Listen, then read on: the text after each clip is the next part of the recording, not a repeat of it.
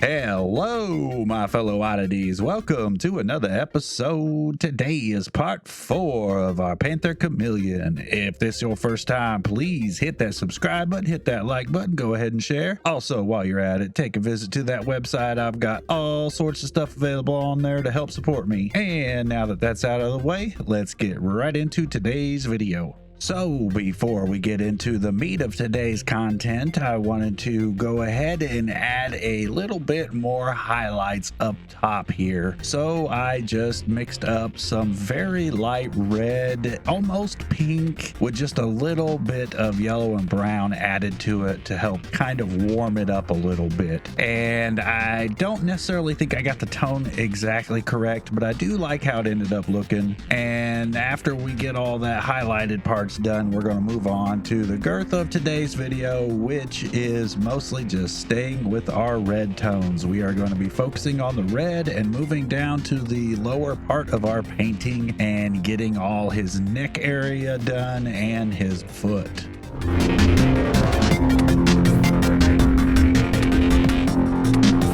As always, I tend to start off with my darker tones before I move into my lighter tones. This time around, I just stuck with mostly smaller filbert brushes until I get closer to the end, and then I just get out a small point brush and use that for the final little bits of it.